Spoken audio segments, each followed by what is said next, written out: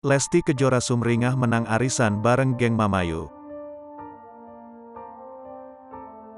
Meski sempat diterpa kasus KDRT, tak membuat cinta Lesti Kejora pada Rizky Bilar luntur.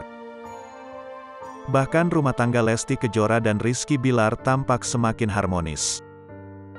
Baru-baru ini Lesti Kejora tampak menghadiri arisan Mamayu. Lesti Kejora juga mengajak suaminya Rizky Bilar.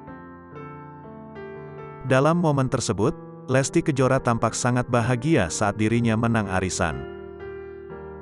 Bismillahirrohmanirrohim, sebut Aurel Hermansyah. Sorak suara makin terdengar kencang saat nama Lesti Kejora ternyata yang berhasil menang arisan bulan November ini.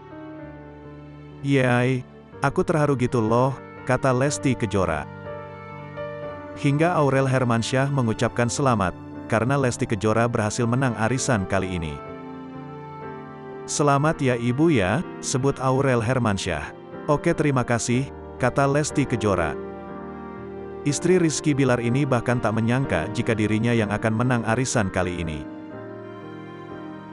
"Tapi kayaknya Dede, Lesti Kejora, udah dapat firasat bakal menang deh kali ini," sebut Lesti Kejora. "Wow," jawab teman-teman yang mendengar ucapan Lesti Kejora. Postingan itu pun langsung dibanjiri berbagai komentar netizen.